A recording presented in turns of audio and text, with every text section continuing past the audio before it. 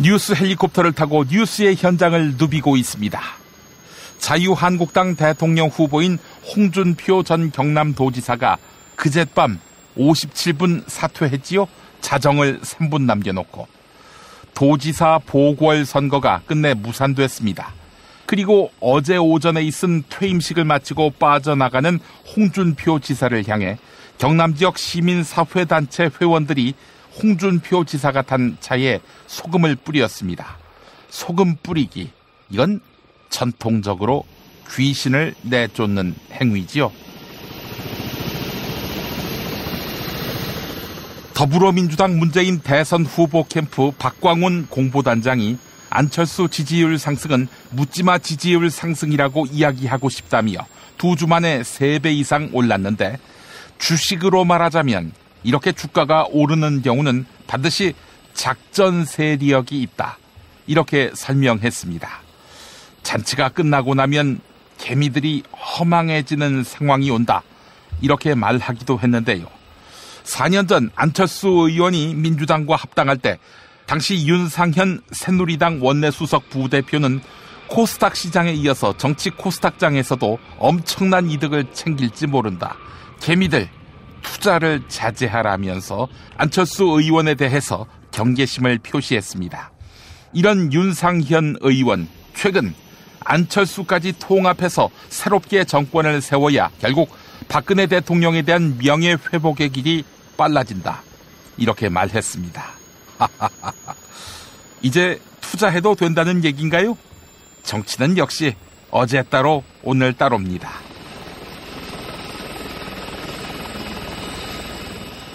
미국의 최첨단 해상 공중전력이 본격적으로 대선 전국을 맞은 한반도 주변에 속속 집결하면서 안보 위기가 최고조에 이르고 있습니다. 이 위기의 출발점은 핵개발로 한반도를 도탄에 빠뜨리고 있는 북한 김정은 정권이지요. 하지만 중국과 상의하지 않고 대북작전을 벌이겠다는 트럼프 또한 책임의 무게가 적지 않습니다. 그나저나 전쟁이라도 벌어지면, 즉 한반도에 외세가 들어온다면, 구한말 상황이 딱 그렇죠. 지난 9년 미국한테 형님하던 세력, 지금도 성조기를 흔들면서 서울 도심에서 광란을 벌이는 인간들, 니들은 역사에 길이 남겠네요, 매국노라고.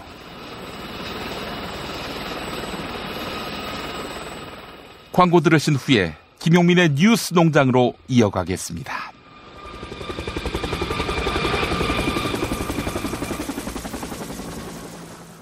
야, 근데 홍어가 진짜 그렇게 몸에 좋아? 아니, 끝내준다니까. 근데 비싸지? 열나 싸고 열나 맛있는 홍어가 있다니까. 어디? 알싸한 홍어. 네이버 검색창에 알싸한 홍어를 검색하시고 1599-6456 전화 주문도 가능합니다. 노력한 만큼 내어주는 자연, 그 자연의 마음을 알기에 정성농장 홍삼. 검색창에서 정성농장 홍삼을 검색해주세요. 010-9754-6972. 다이어트 해야 하는데 좀 간단한 방법 없을까? 다이어트 전용 그린 스무디로 하루 한두 끼만 맛있게 바꿔 드시면 끝! 1522-6648 또는 비타샵을 검색해주세요. 허리가 아파요. 아랫배가 나와요. 골반이 바로 서야 건강도 아름다움도 바로 섭니다. 바디로직을 입으세요.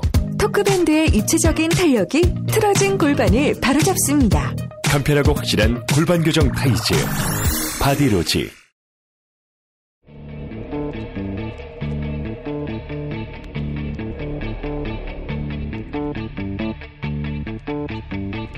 김용민의 뉴스 농장.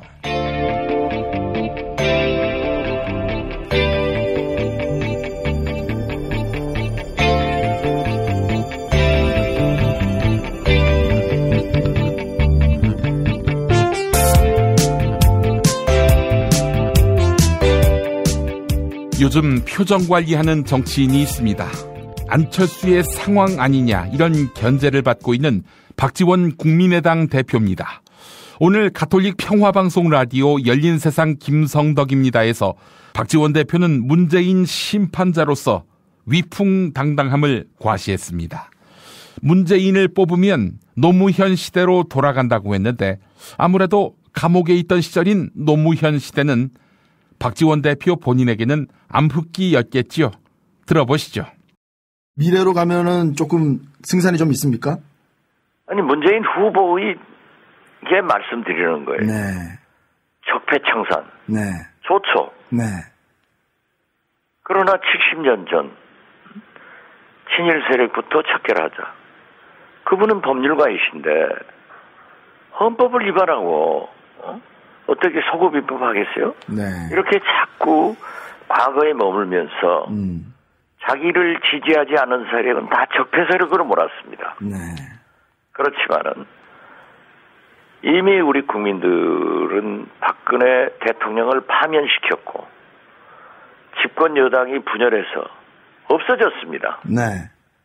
그러니까 정권 교체를 위해서 노력하는 건 좋은데 이 시대 이번 선거를 보면은 참으로 처음 나타난 거예요. 네. 이념적, 지역적, 세대적 갈등을 뛰어넘어 가지고 네.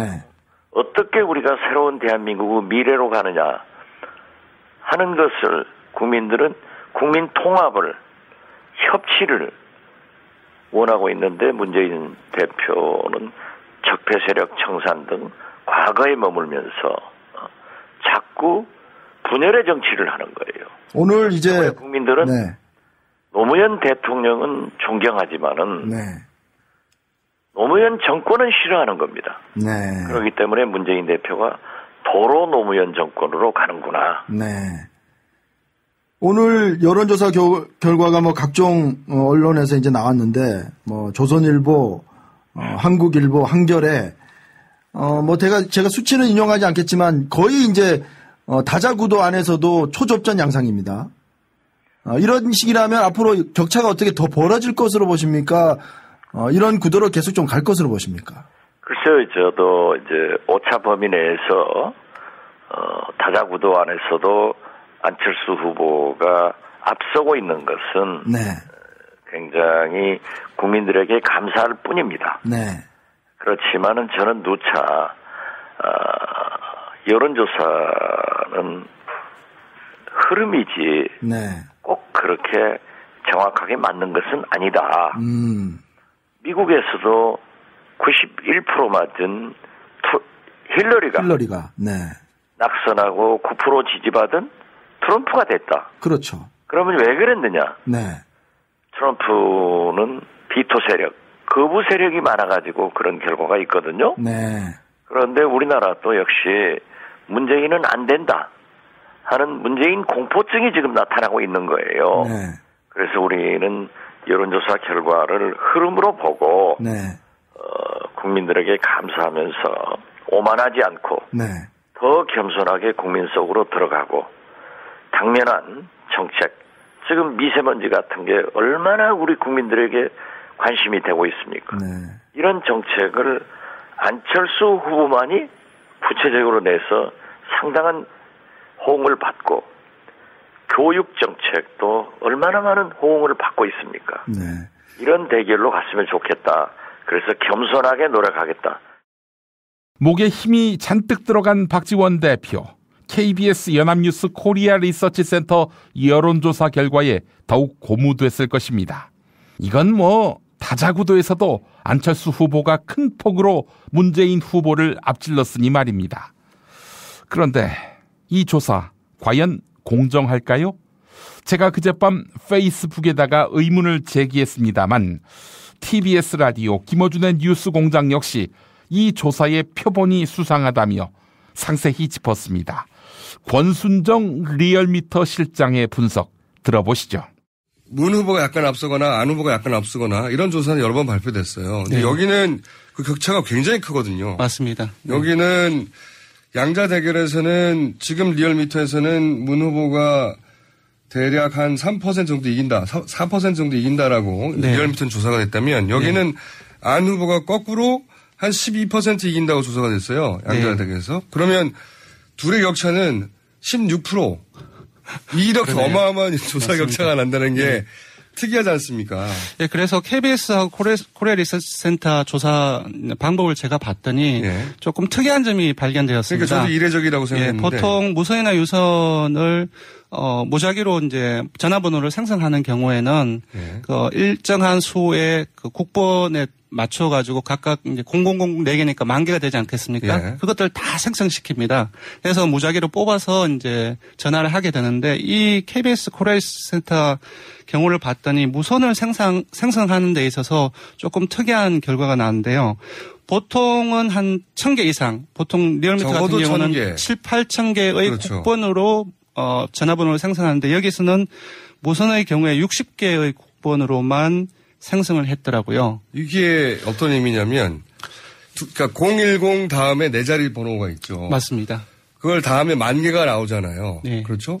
그래서 이 10,000개 중에 무작위로 또 1,000개를 뽑기도 하고 2,000개를 뽑기도 하고 8,000개, 7,000개를 뽑기도 맞습니다. 하죠. 그래서 그 10,000개 중에는 실제로 우리 사용자가 사용을 하는 그 번호도 있고 사용하지 않는 그 결번도 있는 거거든요. 그렇죠. 그래서 그런 것까지 다 생성을 다 합니다. 그래서 전화를 하게 되면 결번이 이제 전문용어로 비적격을 하는데 그것이 한 50% 정도. 그렇죠. 이제 조사에 따라 다르지만 되게 많이 돌리면 그 중에 절반은 없는 번호예요. 예, 그렇게 될 수밖에 없습니다. 예, 그렇게 그거는 이제 자동적으로 이제 버려지게 되는데요. 근데 그 숫자도 나오거든요. 비적격 숫자. 그래서 저도 이제 비적격 숫자를 봤거든요.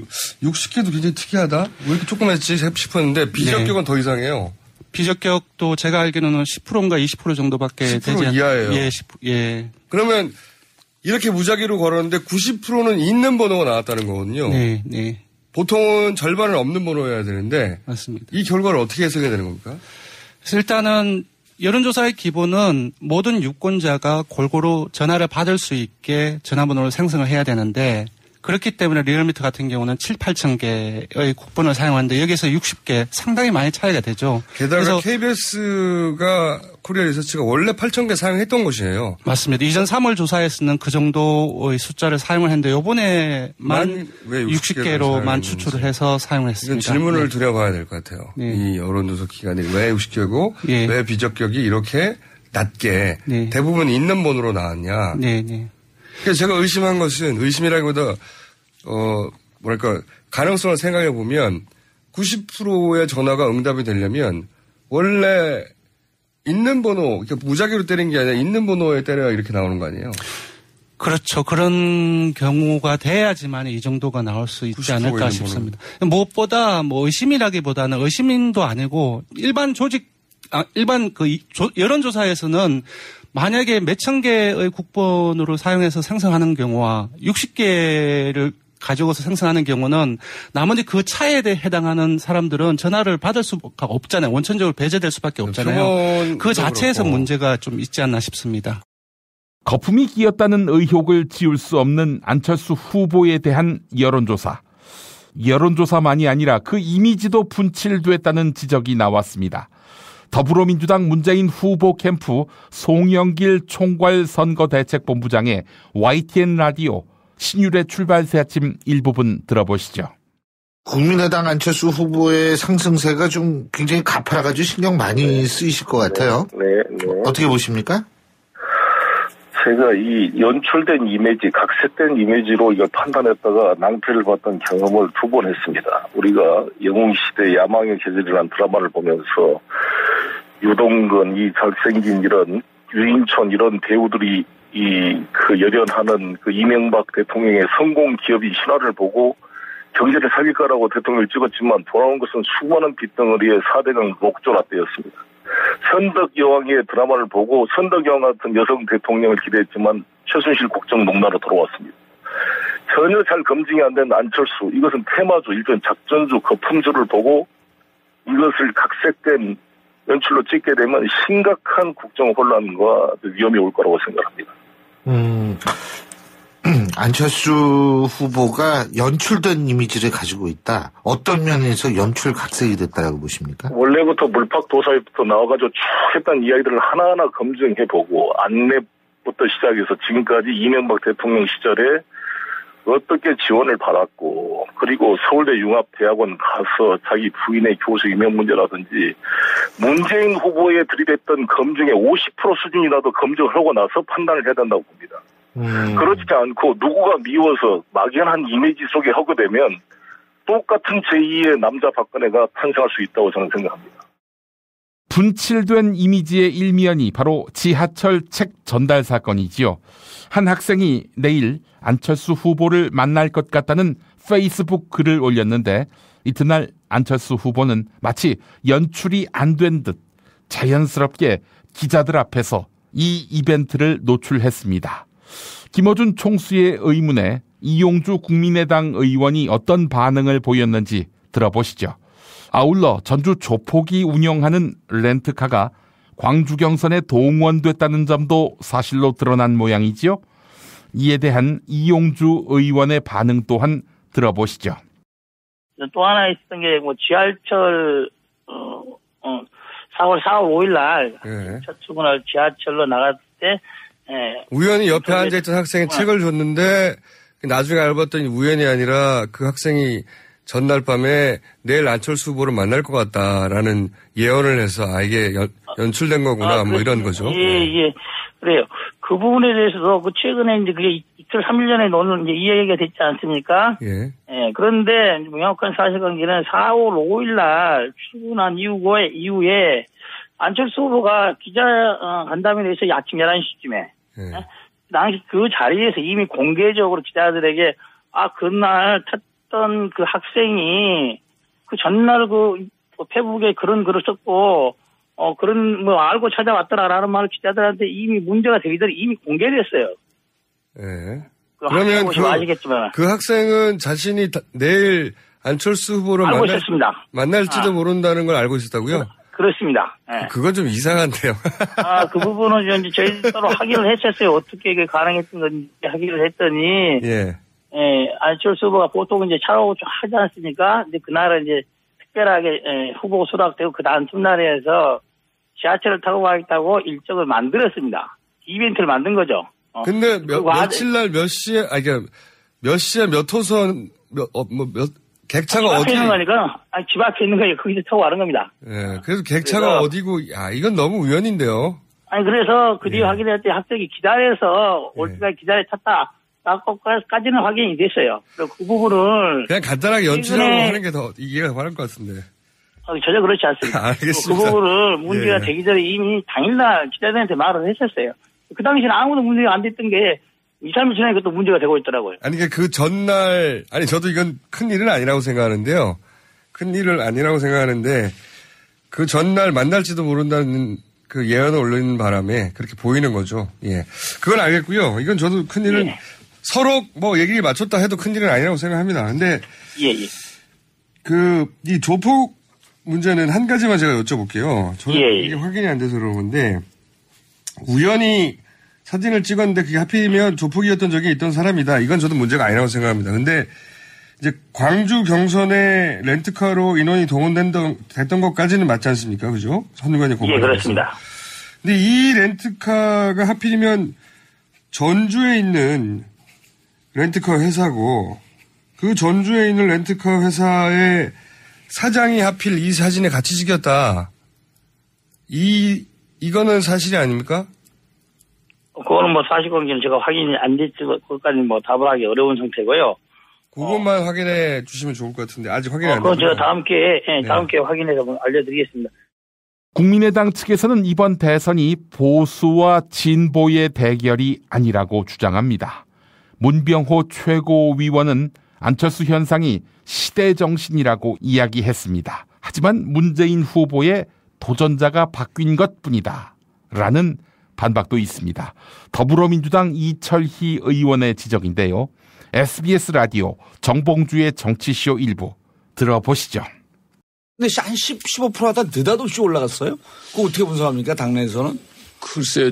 저는 늘 이제 시대 정신에 맞는 사람이 안철수 후보다. 저는 그렇게 생각했기 때문에 언젠가는 이제 돌풍이 불 거라고 생각했어요. 것이다. 네. 아하. 근데 이제 생각보다는 빨리 왔고 또 그냥 너무 짧은 기간에 급속도로 오니까 저희도 좀 당황스럽습니다. 빈집에 소가 너무 많이 들어갔어. 이게 지금 어떻게 이거를 유지 관리해야 되나 걱정이고 조금 한 열흘 늦게 왔어야 했는데 너무 빨리 와서 지금 걱정이죠. 네, 선거가 너무 오래 남았어요. 오래 남았어요. 지금 언론이나 정치권에서 이 흐름을 잘 못 짚는 것 같아요. 예. 지금은 보수 진보 프레임 이걸로 분석이 안 됩니다. 아하. 이건 이제 낡은 프레임이에요. 예. 안철수 현상으로부터 새로움과 낡은 프레임, 미래와 과거의 프레임이 생겼어요. 예. 알겠습니다. 지금 다른 분들이 살짝 웃고 계신데 잠깐만요. 우리가 정치인이요. 예. 빠지면 안 되는 게 자기 후보를 중심에 놓고 모든 걸 해석하려고 그러면 안 돼요. 시대 흐름은 정권 교체죠. 예. 세상을 좀 바꿔보자는 거 아닙니까? 그죠? 보수도 바꿔야 되고 진보도 바꿔야 되고 어쨌든 누가 나오든 누가 대통령이 되든 대한민국을 좀 새롭게 바꾸자. 이게 시대 정신이라고 보면 그 시대 정신에 안철수가 어떻게 잘할 수 있다. 문재인이 어떻게 잘할 수 있다. 또 유승민이 어떻게 잘할 수 있다. 이걸 얘기하면 되는 건데 너무 이렇게 자기 당이나 자기 후보 위주로 설명하는 거는 저는 좀 정치인이 덜 돼서 그런지 좀 어색해 보이고요. 그건 아닌 것 같다 생각하고요. 문병 의원이 인상 일그러지고 있어. 그래서 이 프레임 맞게 제가 멘트를 하자면 메뚜기 한철이다. 그러니까 지지율이라는 게 취하기 시작하면요. 금방 무너집니다. 문 의원님 바로 반격. 그러니까 표정이 너무 안 좋으신데? 진지하게 좀 더불어민주당에서 그걸 좀 잘 깨닫고 하시지. 아니 왜요? 메뚜기 한철이라고 해놓고 그냥 우리는 한철이 아니라 좀 사철이에요. 예. 그보세요? 왜 그러냐면 문재인 후보 1등 주자인데 계속 도전자 그동안 있었잖아요. 그럼 지금 또 다른 도전자가 나온 거예요. 정권 교체를 함께 염원하는 직원들로 똘똘 뭉친 판촉물 회사 네피알로 삼행시 갑니다. 내가 아는 사업이나 행사를 PR하기 위한 알짜배기 판촉물 회사. 선물, 기념품, 답례품을 구하신다면 우리 편 회사 네피알을 찾아주세요. 3만 가지가 넘는 물품을 대기해 놓고 있습니다. 네피알로 인터넷 검색창에 입력하시거나 032-519-4800으로 연락주세요. 카카오톡 아이디는 네피알입니다. 팟캐스트 듣고 연락주시면 더 깎아드립니다. 현대인의 몸에 있는 독, 어떻게 치유할까요? 장봉근 아로니아는 자연에서 답을 찾았습니다.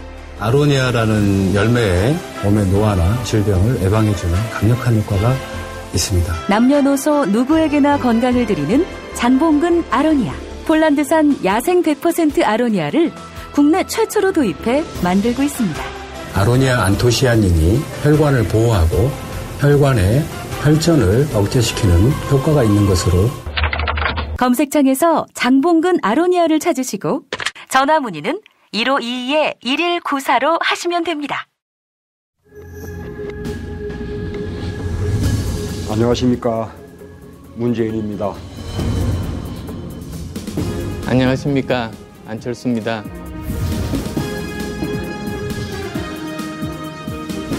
세계의 양자 토론, 문안 토론. 네, 오늘도 문과 안 나오셨습니다. 안녕하십니까. 문재인입니다. 안희정 동지, 이재명 동지, 최성 동지의 지지자 여러분, 우린 한 팀이지요. 새 동지들과 지난 주말에 소맥을 말아 마셨습니다. 나라가 위기에 빠졌는데 술을 말아먹다니 나라 말아먹을 인간입니다. 그런다고 저한테 온 안희정 지지표가 당신한테 갈 것 같습니까? 아니, 안 후보님은 언제 따님 재산 공개하시죠? 대통령 되겠다는 분이 따님 재산은 왜 꽁꽁 숨기는 겁니까? 내 딸 재산 파헤칠 시간에 정유라 재산이나 파헤치십시오. 아, 덴마크에 있는 정유라요. 정유라는 언론이 찾아냈지요. 안 후보 따님은 언론이 못 찾고 있습니다. 어디 꽁꽁 숨겨놓으셨어요? 정책 대결을 해도 모자랄 판에 네거티브나 하고 있으니 참으로 한심합니다. 그리고 국민의당 사람들이 세월호 인증샷 찍었다고 몰아세우더니 당신들도 찍지 않았습니까? 국민의당 사람들이 인증샷 찍을 때는 유가족분들이 강하게 반발했지요. 기념사진 찍지 말라면서 말이죠. 유가족들이 소리치고 경고했는데도 무대뽀로 사진 찍은 거 아닙니까? 그럼 제가 유가족들한테 개무시당한 건 어떻게 설명할 겁니까? 반발은커녕 제가 뒤통수에 인사했는데도 아무도 돌아보지 않았습니다. 아니, 인사는 앞에 가서 하셔야지요. 그리고 유가족분들 만나러 갈 때 세월호 리본도 안 답니까? 그러니까 유령 취급당한 거 아닙니까? 기본이 안 돼 있는 거 아닌가요? 안 달았으면은 좀 달아주면 될 거 아닙니까? 호호호호호호. 저는 리본을 달아갔지요. 근데 유가족분들이 새로 배지를 달아주셨어요. 목포신앙에서 유가족분들이 저를 아주 따뜻하게 맞아주셨습니다. 왜냐? 단게 아니지요. 함께 단식하며 고통을 나눈 역사가 있었기 때문입니다. 안 후보님은 세월호 가족분들이 고통받을 때 뭐 하셨지요? 유가족들 정말 섭섭합니다. 조폭들 보십시오. 조폭들은 사진 잘 찍어줍니다. 사진 찍는 게 뭐가 어렵습니까? 목포신앙에 인증샷 찍으러 간 거 유가족분들이 모르겠습니까? 자, 그나저나 조폭들은 드라이브도 잘 시켜준다지요. 당원들이 조폭이 운전하는 차로 이동한 거 맞습니까? 자꾸 조폭을 문제 삼는데 저 보십시오. 조폭 앞에서도 당당한 저야말로 적폐청산의 적임자면서 조폭 퇴출의 능력자입니다. 국민에게 빚진 대통령이 아니라 조폭에게 빚진 대통령, 그거 아닌가요? 어째서 적폐청산의 주역이라고 하지요? 그리고 5.18 묘지에 가서 전두환 기념비도 밟지 않으셨지요? 저한테 남자 박근혜라고 하더니 한 후보님이야말로 제2의 박근혜 아닙니까? 전두환한테 가서 오빠라고 하십시오. 아니, 오빠라니. 그 문재인이는 역시 그 기본이 안 돼 있다고 봐요. 그 전두환 오빠가 뭐야? 전두환 각하지. 아이고, 이님, 이 전두환 얘기만 나오면은 바로 나오시는군요. 그 전두환 기념비 밟을 시간에 경제민주화에 힘써야지. 그 문재인이는 경제민주화에 대한 의지가 없다고 봐요. 그 이님, 그 공식 일정 취소하시고 집거하고 계신다고 하는데 대선 출마한다고 요란하게 떠드시더니 안 될 것 같으니까 발 빼는 겁니까? 그러고 보니 등록일이 얼마 안 남았네요.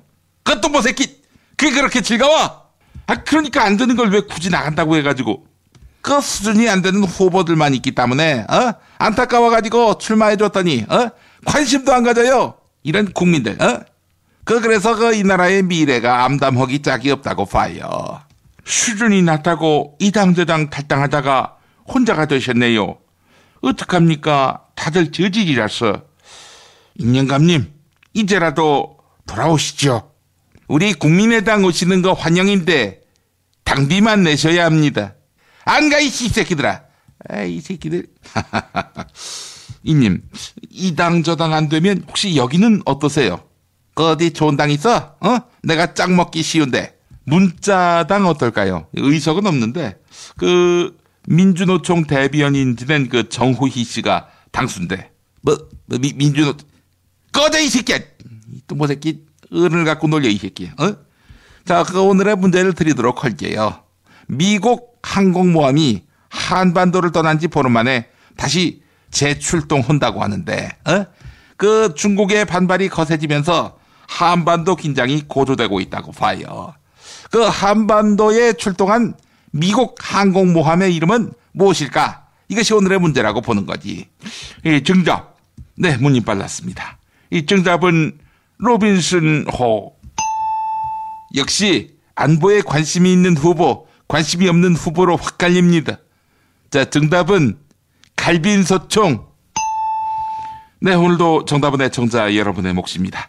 정답 맞히시는 분께 세상에서 가장 맛있는 김치 이담채 김치를 선물해 드립니다. 팟빵 게시판에 정답, 이메일 주소, 사연 남겨주시기 바랍니다. 문안토론 마칩니다.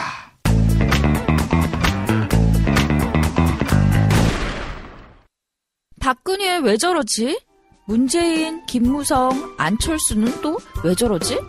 뉴스로는 알 수 없는 진짜 정치 현장 이야기. 한겨레 정치팀 기자들이 취재 수첩을 낱낱이 공개합니다. 본격 정치관찰 팟캐스트. 언니가 보고 있다. 팟빵에서 언니를 검색하세요. 한겨레 정치바와 함께하는 정치 한 건에서 한겨레 이승준 기자 연결돼 있습니다. 이승준 기자님. 네, 안녕하세요. 아유, 반갑습니다. 네네. 예. 아유, 이렇게 한겨레가 계속 씹히나요? 아, 네, 오늘 항의 전화도 많이 받았습니다. 아, 그래요. 여론조사 때문에 그런가? 예, 뭐, 그렇죠. 네. 예. 아니, 뭐, 여론조사가 특정 후보한테 불리하게 나온다고 그것 때문에 언론사가 비판받는다는 건 좀 어색해 보이긴 하지만, 근데 이제 아마도 여론조사 결과를 보니까 네. 유선 비율이 너무 높아서 이거 대놓고 특정 후보 불리하게 여론조사를 설계한 거 아니냐 이런 비판인 것 같더라고요. 어떻게 보세요?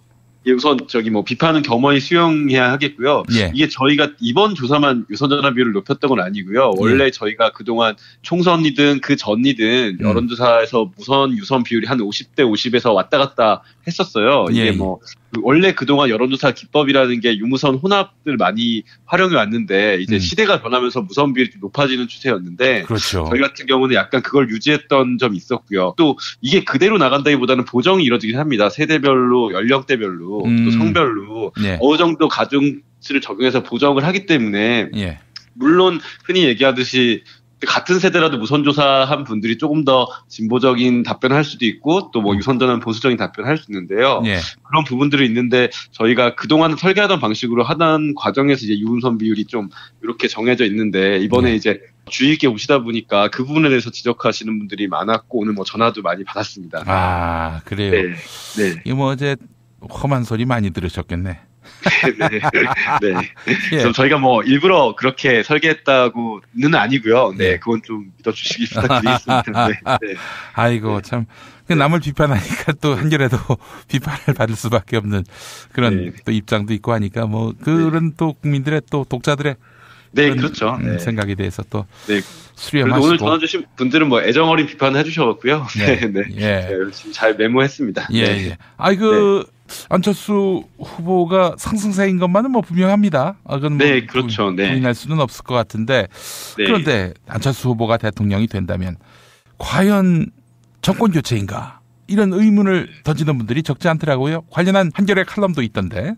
네네. 이 한기영 한겨레 경제사회연구원 사회정책센터장이 쓴 칼럼인데요. 이게 10일자 여론조사를 바탕으로 쓴 칼럼입니다. 그러니까 안철수 지지 현상을 보면 50대 이상 그리고 중도 보수층이 많이 안철수 쪽 결집하는 모양새가 좀 나왔고요. 이제 이 부분에 대해서 아무래도 2012년 대선 때 저도 전에 말씀드렸지만 당시에는 20, 30대 지지율이 안철수 후보 지지율이 높았는데 이게 이 몇 년 사이에 50대 이상으로 확 넘어갔고요. 이번 조사도 보면 50대 이상이 확실하게 많이 지지를 하고 또 오늘 저희 그 신문 조사를 보면 중도 33.3%, 보수 30.1%, 진보 27.3%. 그동안 좀 보아오지 않은 형태이긴 해요. 이 지지층이라는 게 이번 대선이 특별하기도 하지만요. 보수층이 안철수로 결집하고 있다. 이렇게 봐야 되겠군요. 예, 그렇게 봐야 될 것 같아요. 숨은 보수층들이 이제 결집을 하고 있다고 봐야 될 것 같고, 이제 이 지지층이라는 게 결국은 허물어질 수도 있긴 합니다. 왜냐면은 집토끼가 아니라 산토끼들이잖아요. 그러니까 결국, 안철수 후보의 앞으로 행보에 따라서 좀 유동적일 수 있는 지지율인 건 사실이고요. 칼럼에서는 이제 그런 부분들을 좀 지적을 한 거죠. 그거 한번 좀 소개해 주시겠습니까? 어쩌다 보수 후보 안철수라는 제목의 칼럼인데요. 제가 방금 전에 말씀드렸듯이 이 지지층 변화를 보면서 역대급으로 이질적이고 모순적이다고 지적을 했어요. 한기영 소장 같은 경우는. 그래서 이게 안철수 역량에 대한 신뢰라고 보기는 어렵고 문재인을 이길 수 있는 대안으로 안철수가 선택된 것 아니냐. 그리고 2012년에 안철수가 정치에 나왔을 때 벼랑에 선 사람들 옆에 서겠다고 했는데 오히려 지금 역설적으로 그런 벼랑에 선 사람들이 아니라 무너진 보수에서 벼랑에 선 사람들이 매달리는 게 아니냐라고 이렇게 지적을 한 칼럼입니다. 원래 안철수 후보를 지지한 층이 상대적으로 박하다 이렇게 볼 수 있는 거 아니겠습니까? 그런데 이제 말하자면 산토끼들이 잔뜩 몰려와서 지금 지지율을 형성하고 있는 건데 이렇게 형성된 지지율이 5월 9일까지 가기는 어렵다라는 인식도 있지만은 여하간 그게 간다고 쳐서 집권을 한다 하더라도 사실은 결국 정권은 40석 갖고는 운영할 수가 없는 건데 그렇다면은 자유한국당, 바른정당과 제휴를 안 할 수가 없다. 이런 얘기가 되는 거죠. 네, 일단 뭐 안 후보는 그거에 대해서 선을 좀 긋는데요. 이제 예. 결국 이렇게 지지층이 몰리게 될 경우에는 또 쉽게 외면할 수는 없는 게 사실이잖아요. 정권 예. 초반에 또 힘을 받기 위해서는. 그래서 예, 아마 그쪽을 겨냥한 정책들도 나올 것 같고 뭐 그런 가능성들이 있습니다. 네. 예, 그렇군요. 네. 이런 점으로 본다면은 안철수 후보 지지율 유지하기가 쉽지 않겠어요? 어쨌든 이렇게 이질적이라고 표현을 했는데 요 지지율이 그대로 유지될지는 뭐 앞으로 좀 봐야 될 것 같고요. 네. 이제 어쨌든 이 보수층에서는 홍준표는 쪽팔리고 유승민 후보는 차마 뽑기에 좀 걸리적거리고 찝찝하고 이런 분들이 지금 이제 안 후보에 결집하는 거잖아요. 이제 이게 과연 실제 투표장에 이어질지는 앞으로 또 한 달 남았기 때문에 좀 지켜봐야 될 것 같습니다. 예, 네. 알겠습니다. 네. 지금 또 하나 그 관심사가 이번 대선에서 문재인 후보 또 안철수 후보의 열성 지지자들 이 지지자층도 사실은 문재인 후보는 좀 두터운 반면에 안철수 후보는 좀 였다. 이게 뭐 여론조사 추이만 보더라도 원래 시작했던 여론조사에서 안 후보의 지지율이 오르는 과정들을 보면 보수층이나 또 뭐 안희정 후보를 지지했던 일부 지지층 이탈하면서 안철수 후보에게 가고요. 예. 여러 가지 것들이 붙여져서 나온 지지율이잖아요. 예. 그리고 뭐 문재인 후보에 대해서 조금 거부감을 가진 분들까지 더해진 게 이 결과죠. 네. 예. 알겠습니다. 더불어민주당 박광원 공보단장이 언급한 게 있네요. 안철수 지지율과 관련해서 말이죠. 네, 그래서 이제 김어준의 뉴스공장에 나와서 전화 인터뷰에서 한 얘기인데요. 예. 이게 뭐 2주 만에 어쨌든 3배 정도 지지율이 올랐잖아요. 예, 2배에서 3배 정도 올랐는데 이제 박광원 공보단장의 워딩을 그대로 전하면 2주 만에 3배 이상 오른 것은 주식으로 치면 300% 이상 주가가 오른 것인데 이렇게 주식이 오르는 경우는 반드시 작전 세력이 있다라고 지적을 했습니다. 그리고 이어서 한 거는 이제 결국 안철수 후보가 당선되어도 정권 교체로 생각하는 분이 있는 반면 박 대통령이 복권된다고 생각하는 분도 있고 이런 분이 섞여 있는 거 아니냐. 그래서 아마 뭐 민주당 같은 경우도 공격 스탠스를 오늘 뭐 추미애 대표도 가짜 정권 교체와 진짜 정권 교체를 얘기했던데요. 그러니까 공격 스탠스를 이 안철수의 지지층을 겨냥하면서 아마 프레임을 좀 그렇게 만들어가는 모양새입니다, 지금. 예, 알겠습니다.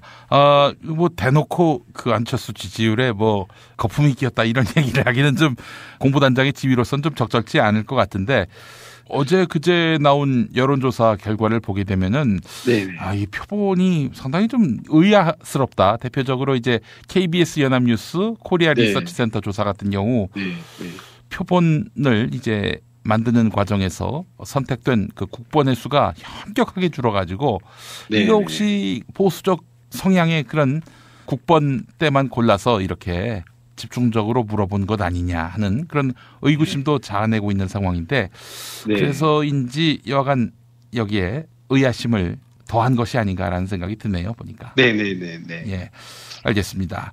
자, 홍준표 경남도지사 이제 전 지사가 됐습니다마는. 네, 오늘 퇴임식 하셨죠. 네.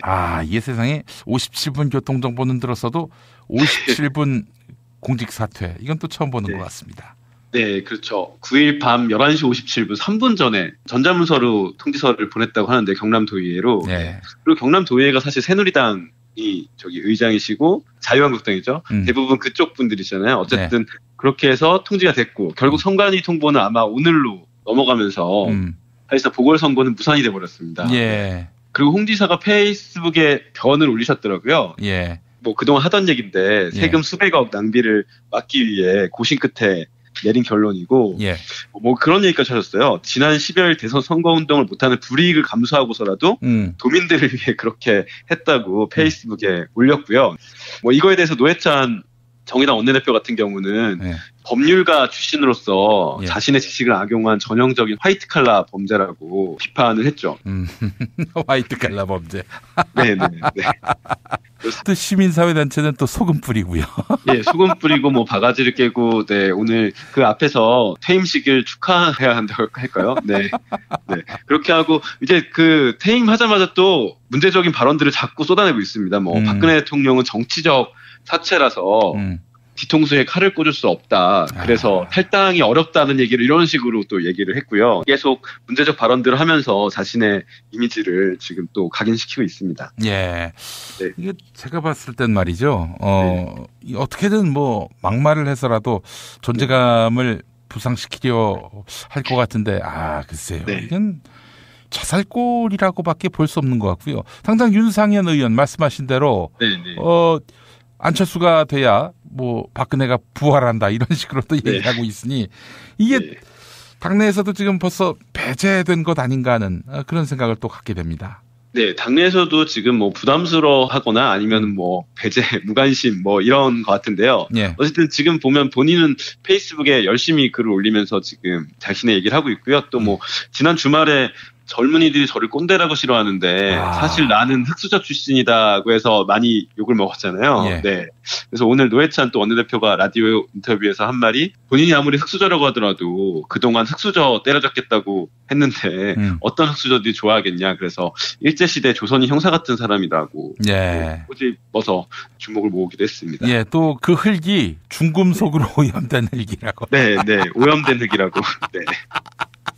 야, 대단합니다, 진짜. 제가 며칠 전에 창원에 갔다 왔는데요. 네네. 거기 분들은 놀라웠습니다. 홍준표 지사의 자유한국당 대선 후보 결정 때 뭐 진보 보수 가릴 것 없이 만세를 불렀다는 거예요. 그래서 인기가 대단한가 보다 했는데 그게 아니라 경남도를 떠난다고 해서 다들 만세를 불렀다고 합니다. 그러니까 이 자기를 반대하는 사람들이 많으니까 만약에 자기가 이제 4월 10일 되기 훨씬 전에 사퇴서를 내서 그래서 5월 9일 날 경남도지사 보선이 있을 경우 경남도지사 보선은 홍준표 씹는 장이 되지 않겠어요? 당연히 그렇게 되겠죠. 네. 그걸 차단하기 위해서 길을 쓰고 악을 쓰고 결국 57분 공직 사퇴를 결행한 것이 아니겠는가. 그래서 자신의 어떤 경남도정에 대한 평가를 원천 차단하기 위해서. 그리고 뭐 자신을 보좌하던 사람도 몇 사람 데리고 왔다고 그러더라고요. 결국 이제 어쨌든 경남도지사에서 공무원 역할을 하던 분들인데 도정 공백에 대해서는 전혀 뭐 생각 없이 뭐 야반도주라고 지금 하죠. 시민들이 야반도주라고 비판하는데 말 그대로 어제 오늘 야반도주 한 모습이고 당연히 비판받을 수밖에 없을 것 같습니다. 네, 그래요. 이런 경남도지사를 아이고 참 겪으시느라 너무 고생이 많으셨습니다. 사실 근데 그 재보선 때 당선된 사람이 바로 홍준표 지사 아니에요? 그렇죠. 재보선 때 당선됐죠. 이 사실 보궐선거는 어쨌든 도민들이 결정할 문제인데 지금 도민들의 투표권까지 막은 거잖아요. 세금을 그렇게 걱정됐다면 차라리 대선에 나오지 말고 도지사에 전념했어야 되는 게 맞는 거고요. 맞습니다. 이 부분에 대해서는 사실 뭐 해명의 여지가 없는 것 같습니다. 알겠습니다. 지금 한반도 정세가 굉장히 불안하다. 언론들은 잘 보도를 하지 않아가지고 물론 언론들은 보도하는데 국민들 관심 밖의 사안이라서 이렇게 주목을 받지 못하는 건지 어떻습니까? 한겨레 편집국 내부에서는 최근의 정세, 미국과 북한 사이의 미묘한 어떤 흐름들 어떻게 이해를 하고 있습니까? 그거 하나 좀 덧붙여 여쭤보겠습니다. 저희도 심각하다고 보고 있고요. 엄중하게 보고 있는데 실제로 저희가 말씀하신 것처럼 이 대선에 모든 시선이 집중돼 있다 보니까 예를 들어서 저희도 무슨 일면이라고 했을 때 일면에 대선 기사가 지금 나갈 수밖에 없는 상황이고요. 그래서 심상치 않다고 지금 보면서 예의주시하는 상황입니다. 실제로 트럼프 시진핑 정상회담에서도 어떤 얘기가 오고 갈지 알 수가 없는 거잖아요. 지금 오고 갔는지 알 수가 없는 거고 좀 더 한반도가 극단적인 상황으로 치달을 수 있다는 가능성도 지금 배제는 못하고 있는 겁니다. 그래요. 이 대선 국면 앞두고 예를 들어서 북한 비연수가 발생했다. 미국이 예를 들어서 북한을 폭격했다. 이 무슨 일이 벌어질까요? 그 그림이 안 그려집니다, 저는. 그렇죠. 하지만 뭐 문 후보나 안 후보 모두 이제 안보에 있어서는 사실상 지킬 수 있는 후보라는 걸 내세우고 있잖아요, 자기들이. 그래서 아마 뭐 선거에 영향을 끼치긴 하겠지만 또 과거처럼 뭐 그렇게 큰 영향이 개입될지는 약간 의문이 들긴 합니다. 만약에 홍준표 대 문재인 대결 구도라면은 또 이게 어떻게 될지 모를 텐데. 둘 다 그래도 김대중 대통령의 평화 이념을 계승한 그런 후보들이기 때문에 별 변수가 안 될 것이다. 이렇게 보시는 거군요. 두 분 다 어쨌든 누차 안보에 있어서는 자신들이 대한민국 그 안보에는 최우선을 다하겠다 이런 입장을 누차 밝혀왔고요. 뭐 흔히 얘기하는 우클릭이라고 하지만 어쨌든 안보에 있어서는 좀 보수적인 입장을 두 분 다 견지해왔잖아요. 그래서 뭐 강론에서 좀 다르지만 어쨌든 그렇기 때문에 영향이 제한적이지 않을까 조심스럽게 전망을 해봅니다. 아유 그런 일이 없어야 될 텐데. 없어야죠.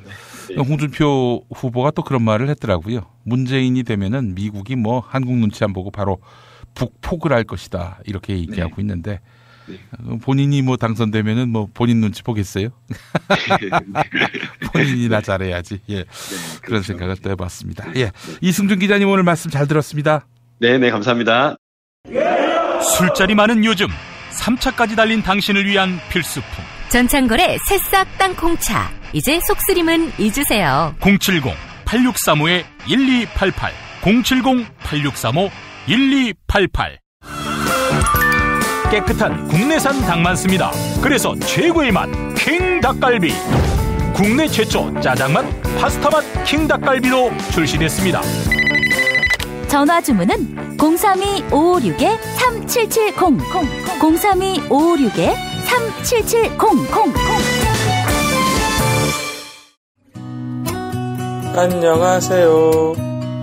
내가 중고차를 사고 파는 조광래 중고차 1800-9538 고맙습니다. 뉴스가 쉽다. 뉴스가 즐겁다. 뉴스가 알차다. 왜냐고요? 김용민 브리핑이니까요. 일부에서 주장하는 방송 장악은 그것을 할 의도도 전혀 없고 법적으로도 불가능합니다. 우리 공동체가 꼭 알아야 할 뉴스.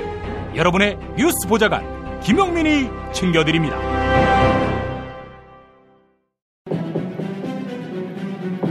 대한민국 대청소.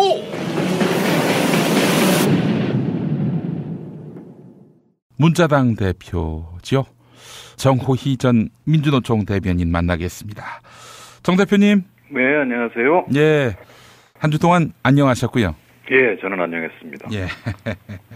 자, 우리가 대한민국 대청소를 하고 있는데 요즘 뭐 4차 산업혁명 얘기가 많이 나와요. 또 말입니다. 안철수 후보가 4차 산업혁명의 아이콘이 돼버렸고요. 그런가요? 예. 아니 이제 본인은 그렇게 생각하고 있는 모양인데.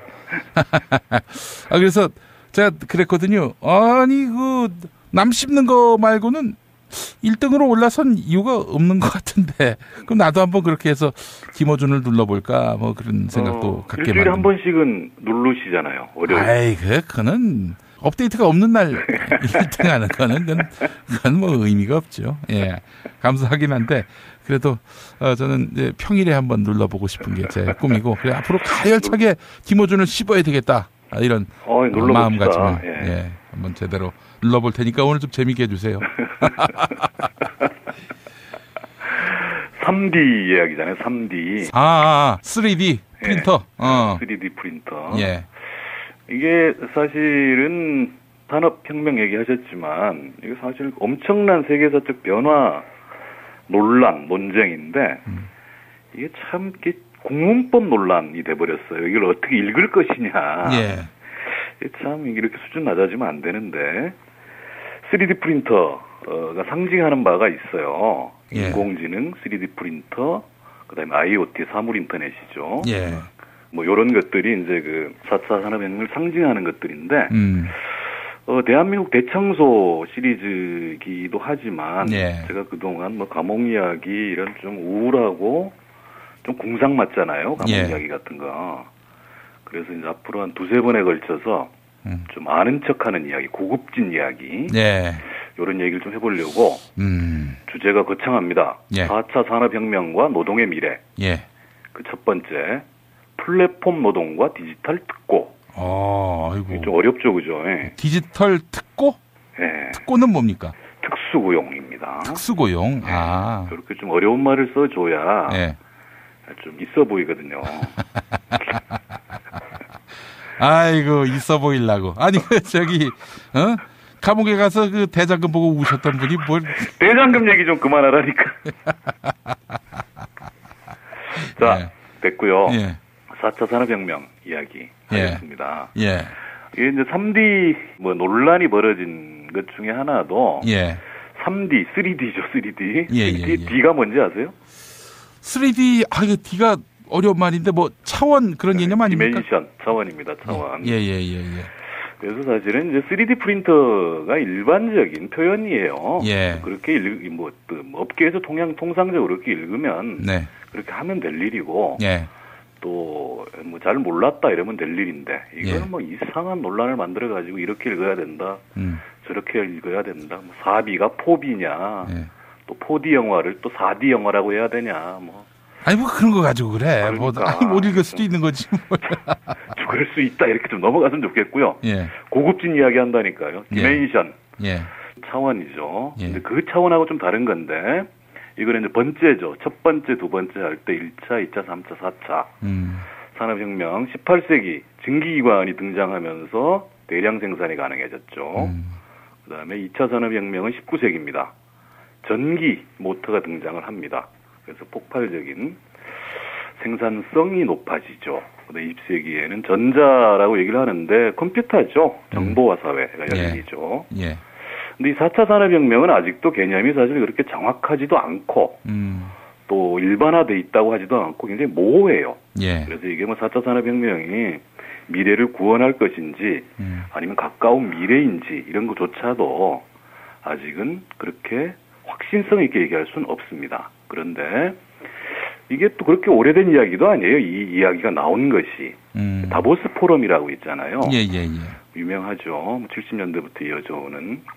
근데 이게 작년 2016년이죠. 1월에 창시자라고 하는 크라우스 슈하프라는 사람이 3차 산업혁명에 이은 4차 산업혁명이 도래할 것이다. 뭐 이런 이야기를 해요. 예. 그런데 이전에 독일에서는 정부 차원에서 이미 인더스트리얼 4.0이라고 읽어야 돼. 아니 포답 제로 이렇게 읽어야 될지 모르겠는데 우리말로 하면 그냥 산업 4.0을 이미 10여 년 전부터 추진해 왔습니다. 맥락이 굉장히 비슷해요.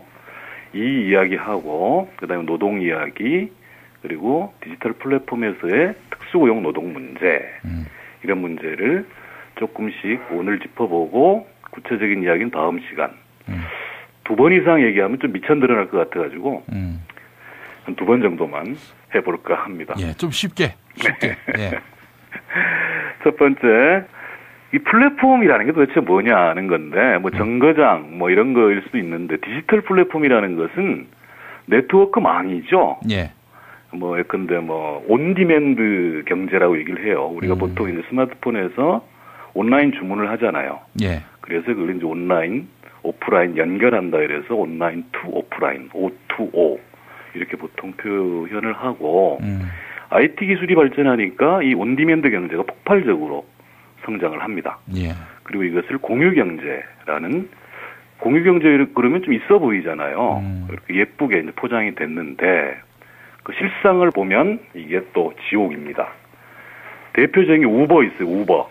그 뉴욕 같은 데 갔다 오신 분들은 우버 택시 불러 타면 굉장히 편하고 싸다 이런 얘기를 하는데 우버가 저거잖아요. 차량을 소유한 사람을 디지털 플랫폼으로 연결을 합니다. 그래서 위치 추적을 해서 우리나라로 치면 이제 뭐 카카오 택시 뭐 이렇게 이제 보시면 될 텐데 이것을 개인 대 개인으로 딱 연결을 시켜주는 거죠. 그래서 굉장히 뭐 편하고 싸하죠. 그런데 두 가지 결정적인 문제가 발생을 합니다. 첫째, 그러면 이 우버 택시를 운전하는 사람, 차량 소유주가 되겠죠. 이 사람은 노동자인가 아닌가? 노동자가 맞습니다. 왜냐하면 그 플랫폼의 지시에 따라 움직이기 때문에. 그런데 우버에서는 노동자가 아니라고 합니다. 근데 미국 노동법에 의하면 노동자가 맞아요.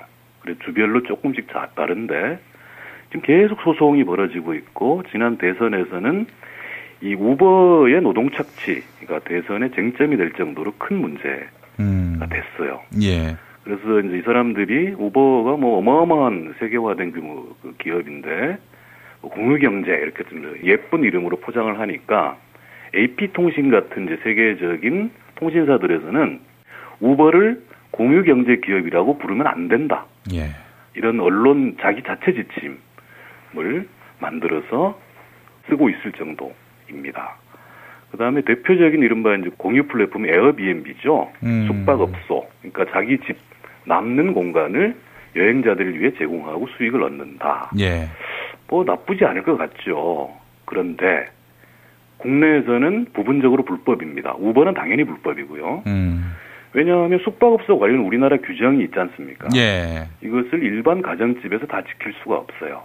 그러니까 당연히 불법이 되는. 예. 그러니까 이렇게 그럴듯해 보이지만 결국은 부스러기 이윤을 위해서 가해 노동을 강제하는 것이 이 디지털 플랫폼의 특징이다. 예. 이렇게 보시면 될 것 같아요. 그리고 더 중요한 것은 우리가 세월호 참사 이후에 이런 이야기들을 많이 하기도 하고 듣기도 했잖아요. 이익은 사유화하고 위험은 사회화한다. 이거 대표적인 겁니다. 이 디지털 플랫폼들이. 예. 그다음에 특고 이야기하니까 특수고용. 우리나라 특수고용 이야기를 지난 시간에 잠깐 했었어요. 그런데 이 IMF 체제와 더불어 이 특수고용 노동자가 폭발적으로 늘어납니다. 다시 한번 특수고용 노동자의 개념을 정리해서 말씀드리면 자영업자이면서 피고용 노동자라는 이중적 지위를 가지고 있어요. 예. 대표적으로 화물차 운전수들. 차는 자기 건데 지시는 물류업체로부터 받죠. 그러니까 자영업자, 개인사업자로 등록돼 있어요. 그러니까 우리나라 법에서는 노동자가 아니에요. 예. 근데 분명히 회사의 지시를 받음으로 우리 노동자라고 주장하는 것이고, 그리고 노동조합을 만들어서 싸우고 있는 것이죠. 그 다음에 뭐 레미콘, 기사, 보험 설계사, 대리운전사, 퀵서비스, 뭐 이런 분들 대표적인 특수고용 노동자들입니다. 예. 이분들이 97년 IMF에 급증했고요. 대표적으로 이제 불안정 고용 형태고, 세월호 아까 잠깐 말씀드렸듯이 위험은 사회화하고 이익을 사유화하는 유용한 방편으로 이 특수고용 노동 형태를 쓰고 있습니다. 그래서 이 디지털 플랫폼이 소비자 입장에서 굉장히 편할 것 같기도 해요. 그래서 예컨대 런던 같은 데서는 우버가 불법입니다. 아까 말씀드린 그 이러저러한 이유로 해서. 근데 소비자들이 대규모 시위를 한 적이 있어요. 우버를 합법화해라. 왜냐하면 싸니까.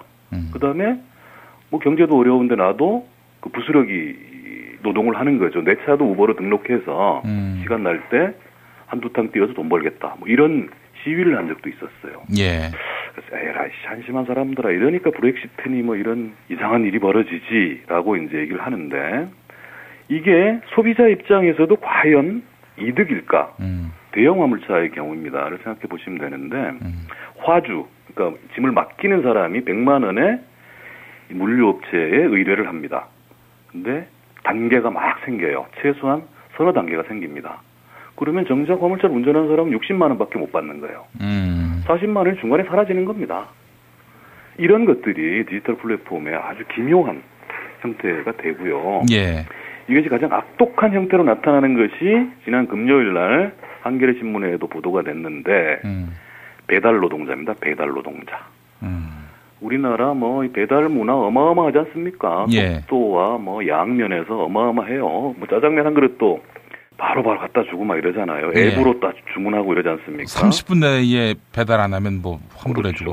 뭐 피자 업체 유명한 데 있잖아요. 30분 내에 배달 안 해주면 깎아준다. 깎아주면 자기들이 깎아줘야지 이 배달 노동자들의 임금을 뜯어먹는. 그러니까 이제 뭐 그 위험하게 운전하고 막 이렇게 되는 겁니다. 또 사고 나서 돌아가신 분도 있어요. 그럼요. 이게 왜 그렇게 되는가를 한번 구조적으로 살펴보면요. 앱으로 주문하지 않습니까? 앱. 앱으로 주문을 해요. 그러면 이제 그걸 받아서 가장 가까운 데 연결시켜 주겠죠. 그러면 그 앱이 다시 배달 노동자에게 가는데 이 배달 노동자를 직고용하지 않아요.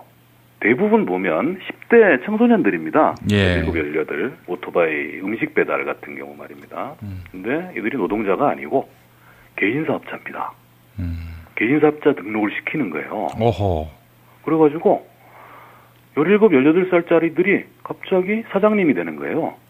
그 사장님들이 음식을 삽니다. 피자 같으면 예컨대 2만 원에 팔 제품을 2만 5천 원에 사서 배달해주고 나중에 5천 원을 정산받는 이런 식이 되는 거예요. 그러니까 하나라도 더 팔아야 되는 것이고 사고가 나거나 뭐가 잘못되거나 모든 책임은 이 말도 안 되는 17살짜리 사장님, 배달 노동자가 다 져야 되는 이런 일들이 벌어지는 겁니다.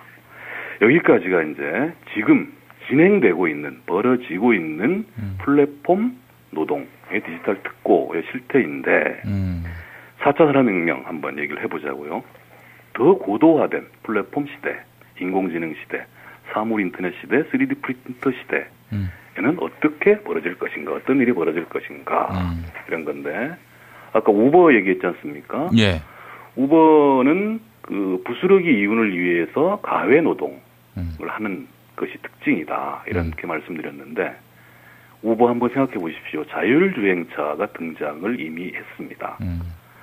자율주행차가 상용화되고 일반화되기 시작하면 이조차도 없어집니다. 우버 택시 기사 노동자가 없어지죠. 그냥 차가 알아서 돌아다니는 겁니다. 인공지능화된 플랫폼에 지시를 받아서. 그게 한마디로 그 차 출발할 때 내비게이션 입력하듯이 짧게 치면은 지가 알아서 가는 거예요. 그렇죠. 예. 그리고 그게 더 안전하대요. 예. 사람이 운전하는 것보다. 야, 그럼 이건 뭐 운수노동자들은 뭐 그냥. 제가 운수노동자 출신 아닙니까? 예. 운수노동 자체가 소멸될 위기에 처해 있죠. 운전 자체가 없어지니까 뭐. 그럼요. 예. 그다음에 아마존 한번 살펴볼까요? 아마존 고라는 세계적인 물류업체, 유통업체죠. 예. 근데 뭐 보통 우리가 이제 대형 마트에 가면 캐시어를 비롯해서 굉장히 많은 매장 노동자들이 있지 않습니까? 예. 근데 이게 인공지능화, 사물 인터넷화해서 100분의 1로 축소를 했답니다. 그러니까 100분의 1이라 하면 좌우지간 뭐 어마어마한 비율로 축소가 되는 것이고 심지어 아마존 같은 경우는 드론 배송까지도 이미 하고 있죠. 이쯤 되면 지금 아까 말씀드렸던 소개해드렸던 디지털 특고 그 자체도 또 일자리 자체가 사라지는 이런 일들이 벌어지죠. 예. 그리고 작년쯤인가요? 제가 이제 아디다스 이야기를 좀 했었는데 이 세계적인 의류, 스포츠 브랜드들이 서남아시아 소년 노동 착취로 악명이 높았는데, 아따, 이걸 극복해버렸네? 어떻게 극복했나 하면 자동화로 극복을 해버린 거예요. 노동자를 없애는 걸로? 노동자를 없애는 걸로 해결한 겁니다. 예. 50만 켤레를 생산하는데, 10명이면 된답니다, 10명. 50만 켤레를 만드는데, 10명의 노동자만 있으면 된다? 네. 하하. 이게 얼마나 놀라운 거냐 하면 제가 80년대 후반에 부산에 노동운동, 위장취업 이런 걸 했죠. 거기에 부산이 사실 지금 서남아시아처럼 그 신발 공장의 메카였었어요. 그랬죠. 화승산업 이런 데는 동양고무 이런 데는 한 공장이 5만 명이었습니다. 화승은 르카프. 그렇죠. 르카프, 나이키, 아디다스 이런 거 전부 부산에서 만들었거든요. OEM 생산. 한 공장 하나가 5만 명이에요.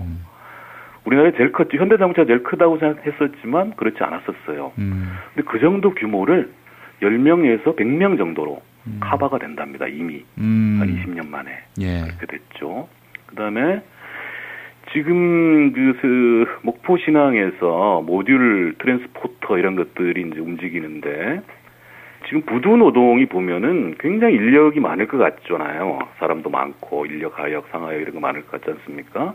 겐트리 크레인이라고 그야말로 건물이 막 움직이는 이런 어마어마한 크레인들이 있는데 대부분 자동화되어 있습니다. 사람이 여기 올라가서 작업하지 않습니다. 부산 신항 같은 경우는요. 80%가 자동화되어 있어요. 그리고 야드 트랙터, 수레라라고 그러잖아요. 우리가 거리에서 어마어마하게 큰 이런 차들도 그냥 자동으로 움직여요. 이미. 관제탑에서 몇 명이 조작합니다. 이런 정도까지 발전돼 있어요. 그러면 이것이 유토피아인가 디스토피아인가 이 문제를 봐야 되는데 맛배기로 이런 겁니다. 이게 이제 그 자본주의 고유한 모순이라고 얘기를 하는데 제가 한 서너 번 벌써 말씀드린 것 같은데 생산의 사회적 성격과 생산 수단의 사유화 사유화를 넘어서 독점화되어 있죠.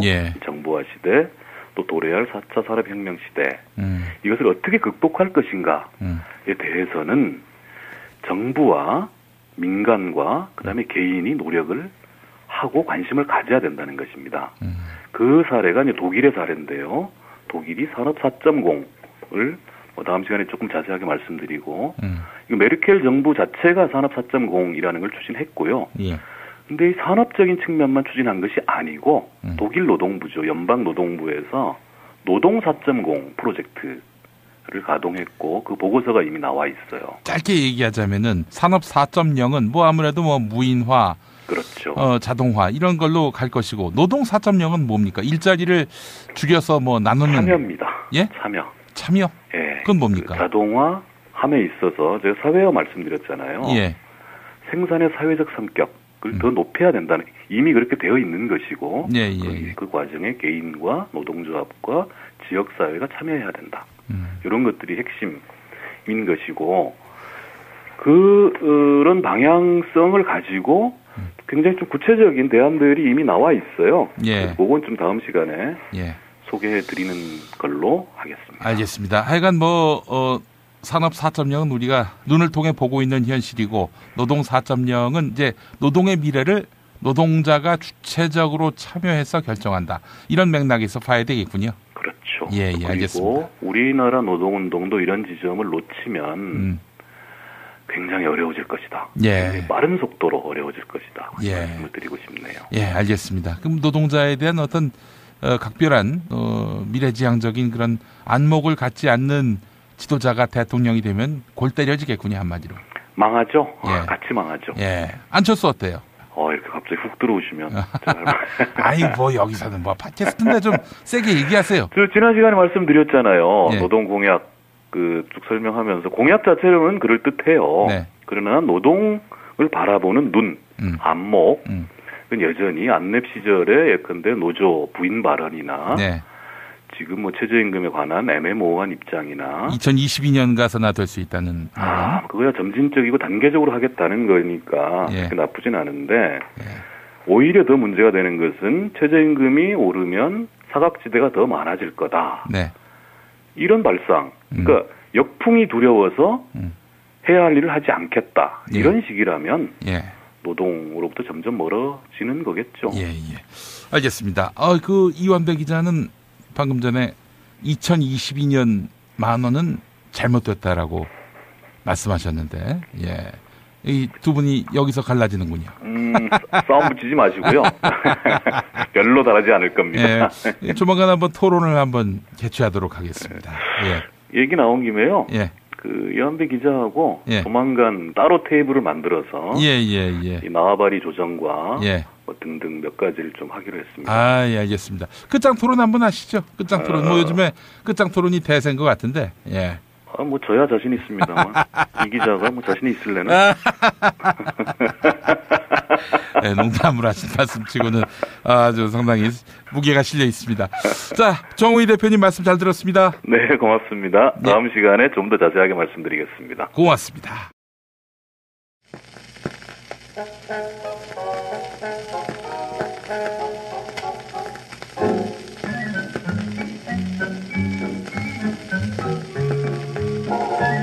김용민의 주크박스입니다. 애청자 중에 대구의 인디밴드 레디오가 저희에게 메일을 보내왔습니다.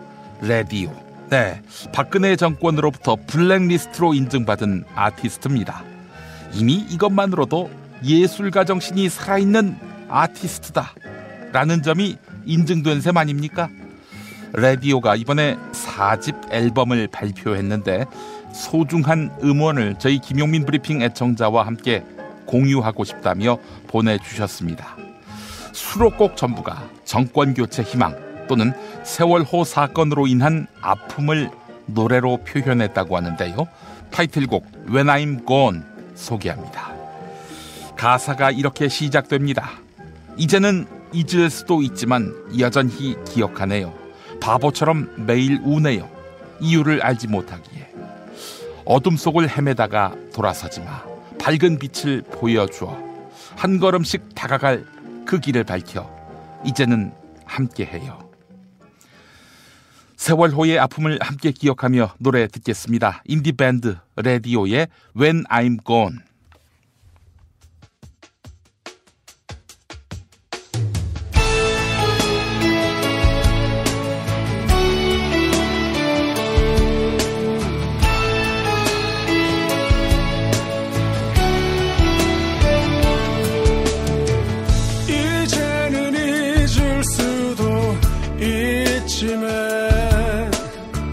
여전히 기억하네요. 바보처럼 매일을 우네요. 알지 못하기에 어둠 속을 헤매다 돌아서지 마 밝은 빛을 보여줘 한 걸음씩 다가갈 그 길을 밝혀 이제는 함께해요 When I am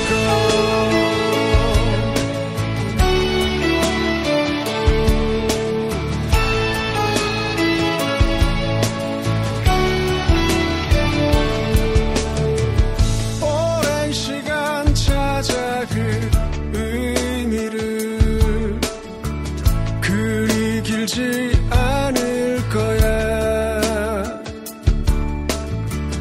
매일매일 두 손으로 밝혀준 빛이 모여 별이 됐기에 어둠 속을 헤매다 돌아서지 마 밝은 빛을 보여줘 한 걸음씩 다가갈 그 길을 밝혀 이제는 함께해요 When I am 기다려요 내가 갈게 하늘 건너 더 높이 처음처럼 말할 거야 우리는 끝나지 않아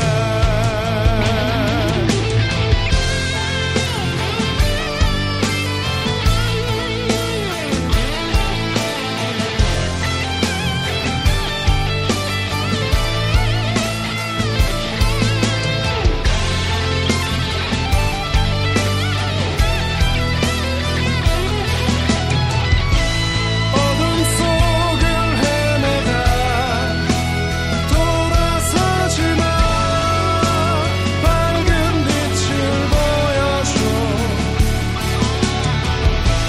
한 걸음씩 다가갈 그 길을 밝혀 이제는 함께해요 When I am gone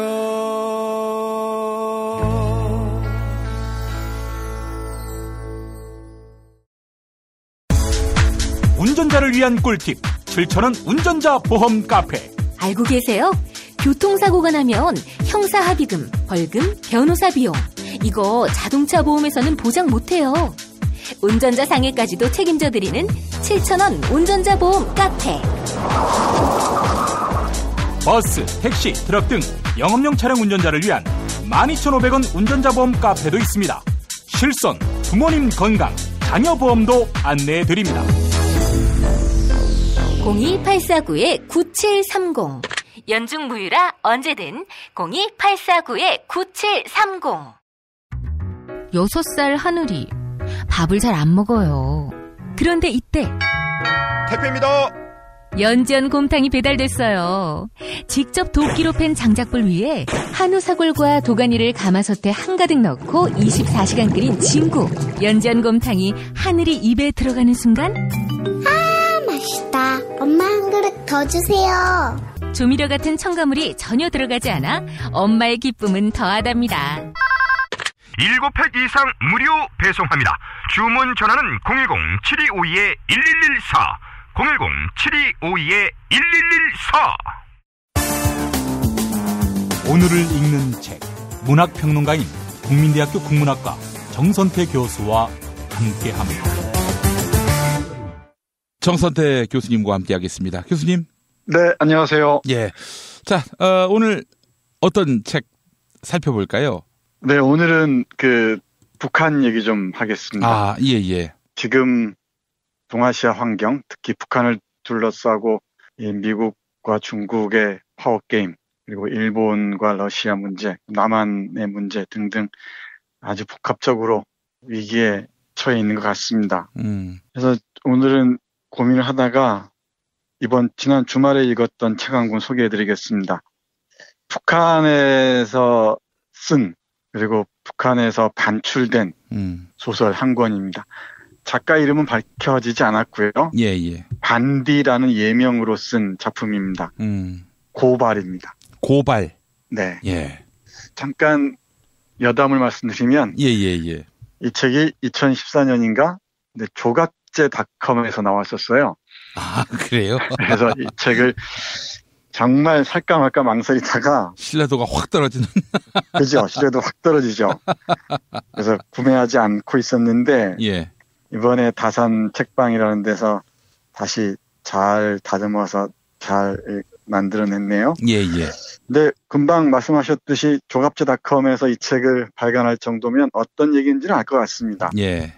북한 체제를 신랄하게 비판하는 그런 소설집입니다. 7편의 단편 소설이 실려 있는데요. 근데 문학이라는 게 어디서나 그렇지만은 기존의 체제에 대한, 특히 억압적인 체제에 대한 비판을 내장하고 있지 않겠습니까? 예. 네, 북한 체제가 대단히 어렵다는 것, 그리고 폭압적이라는 거 우리가 잘 알고 있는 사실이죠. 자유로운 표현 자체가 불가능하고요. 예. 그리고 인민들의 어려운 삶들을 문학적으로 표현하는 것도 찾기가 쉽지 않습니다. 대부분이 체제를 옹호하거나 이 체제에 길들여진 그런 글들이 많죠. 물론 세부적으로 들어가면은 내밀한 부분에서 체제를 비판하거나 삶의 그 힘겨움들을 표현하는 작품들도 없진 않습니다만, 근데 저는 오늘 이 소설을 북한 체제를 무너뜨리자 이런 방식으로 수용하는 게 아니라, 받아들이는 게 아니라, 그러니까 조갑제닷컴이나 탈북 이런 사람들이 얘기하는 방식으로 얘기하고 싶은 게 아니고, 예.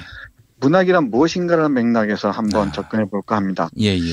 금방 말씀드렸듯이 훌륭한 문학 작품들은 그 시대에 억압하는 세력과의 대결을 전제합니다. 어떤 식으로든, 자본주의든 아니면 사회주의 체제든 전체주의든. 이 반디의 고발이라는 작품에 실려 있는 7편의 단편들은 한결같이 김일성 유일 사상을 정점으로 하는 북한 사회의 억압적인 상황들을 아주 일상적인 삶의 차원에서 비판하고 있습니다. 이 작품은 단순히 선언적으로 뒤집어 엎자거나 이런 식이 아닙니다. 문학적 표현만 봐도 되게 탄탄한 구성을 갖추고 있고요. 북한에서도 러시아 문학들은 자유롭게 읽을 수가 있죠. 그리고 러시아 문학 전통을 이어받아서 그런지 대단히 탄탄한 구성을 갖추고 있을 뿐만 아니고, 또 우리가 잃어버린 우리말들, 고유한 우리말들을 통한 그 표현들이 대단히 다채롭고 촘촘합니다. 제가 이렇게 아름다운 한글 소설을 본 건 요 몇 년 사이에 처음입니다. 식민지 시대에 뛰어난 작품들이 있는 것 같아요. 그리고 또 하나는 관료들의 고압적인 자세와 관료 체제의 타락상들에게 고통받는 인민들의 삶과 고뇌들을 단순한 선언적인 비판이 아니고 문학적 표현을 통해서 잘 드러내고 있습니다. 우리가 북한을 얘기를 하지만 사실은 북한 주민들의 삶의 이면들, 삶의 결들을 잘 모르는 경우가 많잖아요. 그러니까 이곳에서도 성실하고 양심적으로 살아가는 많은 사람들이 고통받고 있다는 것. 그리고 이곳 사는 사람들도 사랑하고 미워하며 또 그 안에서 인간관계의 다양한 면모들이 당연히 깃들어 있겠죠. 삶들의 냄새들을 고스란히 맡을 수가 있습니다. 예를 들면 탈북기라는 맨 앞에 실려 있는 작품은 아내의 피임약을 발견하며 사건이 시작되는데 아이를 낳는 게 얼마나 힘겨운가 하는 걸 보여주는 거죠. IQ가 얼마나 힘든지를 보여주면서 북한 사회가 처해 있는 힘겨운 현실을 얘기합니다. 북한에서도 피임약을 쓰는군요. 물론이죠. 우리 김 PD 말씀하시는 게 사실 우리가 알고 있는 북한에 대한 그 오해에 기반하고 있죠. 거기는 그렇습니다. 이상한 사람들이 살고 있을 거 생각하는데 다 우리가 아는, 우리하고 살가운 그 느낌을 공유하는 그런 사람들이죠. 또 한편은 유령의 도시라는 평양을 배경으로 한 작품인데요. 그 김일성과 마르크스의 초상화를 보고 이 경기를 일으키는 아이를 통해서 교조화하고 독단화한 이념이라는 게 인민들의 삶을 얼마나 고통스럽게 하는가를 정말 잘 그린 작품입니다. 대단히 뛰어난 작품으로 보여요. 그리고 제가 보기에 준마일생이라는 작품을 특히 애청자 여러분께 꼭 권해드리고 싶습니다. 예. 마부가 주인공인데 정말 열심히 혼신의 힘을 다해서 이른바 당을 위해서 또 인민들의 삶의 개선을 위해서 살아왔던 사람인데 이게 그 권력을 쥔 자들의 횡포 앞에서 서서히 무너져가는 삶이 정말 절망을 맛보게 합니다. 예. 그리고 또 한편 간단하게 말씀드린 지청말이라는 작품도 주목할 만합니다. 이 광부인 주인공이 노모가 지금 오늘 내일 하는 그 위급한 상황이니까 빨리 오라는 전보를 받고 강원도가 고향인 모양이에요. 강원도로 내려가는 과정에서 겪는 아주 힘겨운 삶들. 그러니까 이 친척인데 참 가까운 고향인데 이렇게 멀 수가 있을까. 여행증을 받기 위해서 얼마나 고통스러워하는지를 그린 작품입니다. 복마전이라는 작품도 뭐 특히 1호 행사라는 김일성을 신랄하게 비판한 작품이고요. 무대도 그렇습니다. 특히 마지막에 빨간 버섯이라는 작품은 시 당사를 빨간 버섯으로 비유하면서 이 빨간 버섯을 먹고 죽은 노동자의 삶과 먹을 게 없어서 그리고 권력을 틀어지고 있는 관료 체제화한 이 북한 체제를 빨간 독버섯으로 비유해서 그걸 뽑아내야 한다고 얘기하는 그런 통렬한 비판을 담고 있습니다. 예. 제가 다시 말씀드리거니와 북한을 뭐 흡수통일해야 한다거나 이런 식은 전혀 찬성하지 않은 쪽입니다. 예. 북한도 우리와 같은 사람들이 살고 있는 곳이고요. 거기에서 권력을 쥔 자들이 인민들의 삶을 챙기기는커녕 권력의 그 독재에 맛을 들여서 점점 더 고립되는 상황들. 물론 외부 환경들, 미국이나 남한의 이런 반공산주의냐 이런 사람들이 대화보다는 고립화시켜가는 과정이 북한의 고립을 자초했다는 점도 물론 감안해야 할 것 같습니다. 그리고 이 인민들의 삶보다는 무기 개발에 치중할 수밖에 없는 문제들도 우리가 조금 더 깊이 있게 생각해 봐야 될 것 같습니다. 그것보다는 사실은 제가 이 작품을 보면서 뭐 여러 가지 상념에 젖었습니다만은 한글로 쓰여진 작품 중에 제가 근래에 보지 못했다고 말씀드렸잖아요. 한 문장만 보면은 우리의 말들이 정말 고렇하게 살아 있습니다. 한번 이 문장 읽어드리면 우리 애청자 여러분들이 읽고 싶어지실 거라고 생각합니다. 예. 우리 한글의 그 정서들이 어떻게 북한에서 그대로 남아있는지 한번 보기 위해서 잠깐 읽어보겠습니다. 복마전이라는 작품에서 그 할머니와 할아버지 그리고 외손주가 등장하는데요. 예. 거기에 한 구절입니다. 그새 울음은 그쳤지만 옹쳐진 원망만은 풀리지 않는 모양이었다. 오씨는 떨리는 손으로 손녀의 잡은치를 쓰다듬었다. 영감도 못 견뎌 배겼던 역의 난리 속에 오씨가 있었다고 무슨 뾰족한 수가 있었으랴만 그래도 오씨의 마음은 그렇지가 않았다. 뭐 이 정도만 읽을 텐데요. 여기 옹쳐진 이런 표현들 마음속에 꼭 뭉쳐있다는 뜻이고요. 잡은치는 이 앞머리의 잔머리카락이라고 얘기합니다. 예. 이런 우리가 잊혀진 말들, 북쪽의 그 잊혀진 말들과 언어들, 그리고 표현들이 고스란히 남아 있습니다. 이거야말로 우리 한글을 공부하는 사람들이나 한국 문학을 공부하는 사람들이 배워야 할 부분이 아닌가 싶어요. 그리고 억압적인 체제, 그리고 인민들을 외면하는, 그리고 이 시민들을 외면하는 체제가 어떤 위기에 처하는지를 보기 위해서라도 북한에서 80년대 말과 90년대에 주로 쓰여진 작품인데요. 예. 얼마나 고난을 감내하면서 글을 쓰고 있는지, 이 문학 정신이란 무엇인지 네. 한번 봐야 될 것 같습니다. 예.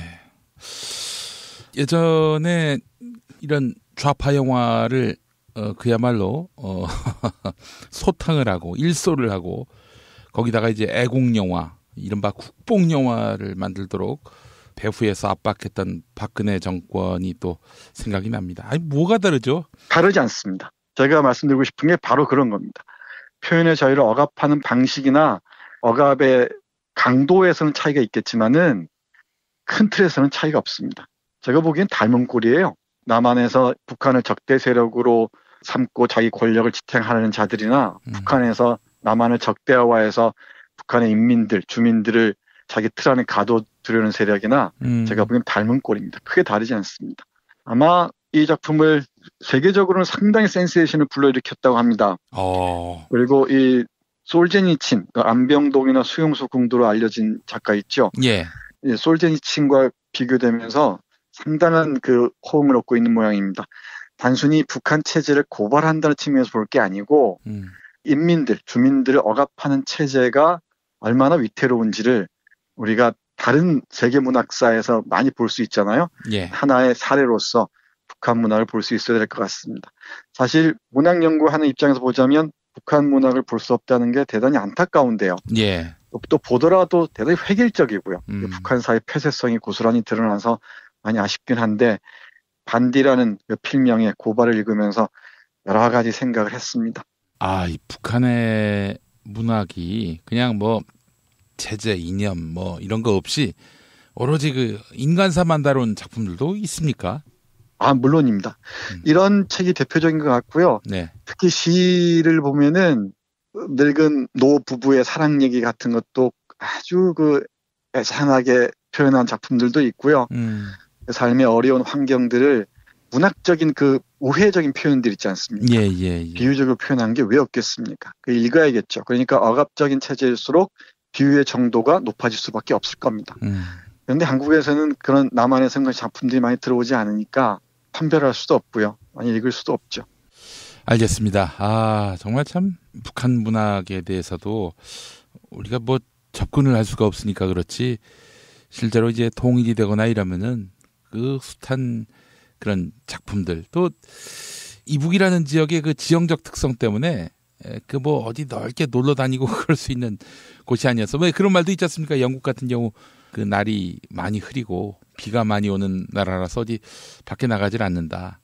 그래서 문학가가 많고 철학가가 많다 그렇듯이 북한의 이런 산이 대부분인 이 지형적 특성을 보자면은 상상을 초월한 그런 문학 작품들이 많이 나왔을 것이다라는 그 추정을 또 해보게 됩니다. 아주 훌륭한 지적인데요. 식민 시대까지만 해도 그 해방 초기까지만 해도 북한 출신의 문학자들이 제가 뭐 일일이 헤아려보진 않았지만은 거의 압도적으로 많았습니다. 우리가 얼핏 떠올려봐도 뭐 이광수나 백석이나 김소월이나 김억이나 뭐 한설이나 대부분의 작가들이 북한 출신들입니다. 남한에도 훌륭한 문학자들이 많이 있지만 그리고 우리가 북한을 상상의 공간에서 잃어버렸다는 것도 사실 엄청난 손실이죠. 우리 문학적 자산이나 정신적 자산으로 보자면 그리고 금방 말씀하신 것처럼 직접 공개하지 못해도 그 어려운 삶의 환경에서 높은 교양의 수준을 보인 사람들이 적지 않습니다. 북한에도. 당연하겠지만 그 사람들이 보이지 않게 써서 반디라는 작가처럼 이렇게 모아놓은 작품들이 많이 있을 거고요. 그리고 만약에 우리가 남북한의 교류가 자유로워지고 또 먼 훗날이 되겠지만 통일이 가까워 온다면은 언어나 정서에서의 그 교감은 문학 쪽에 아마 주고 있을 겁니다. 어떤 식으로든 이런 문학적, 언어적인 교류가 어떤 식으로도 좀 자유로워졌으면 좋겠고요. 이 북한에서 생산된 다른 문학 콘텐츠들, 영화나 연극이나 이런 소설이나 시도 우리가 공유했으면 좋겠습니다. 그 정도는 우리가 다 걸을 수 있지 않겠습니까? 그럼요. 우리 시민들이. 알겠습니다. 자, 교수님 오늘 작품 제목 다시 한 번만 좀 말씀해 주시겠습니까? 네, 반디라는 작가가 쓴 필명입니다. 고발입니다. 다산 책방에서 나온 반디의 고발. 교수님 오늘 말씀 잘 들었습니다. 네, 고맙습니다. 김용민 브리핑과 함께하는 브리핑 대리운전 1522-9687 1522-9687 수익금 일부는 김용민 브리핑 드라마 악인열전 제작비로 쓰입니다. 박근혜가 구속되면 1회 공짜 이용이 가능한 대리운전 브리핑 대리운전. 브리핑 대리운전 번호 잊지 않으셨죠? 1522-9687 1522-9687 저는 오늘로 대통령직을 사퇴합니다.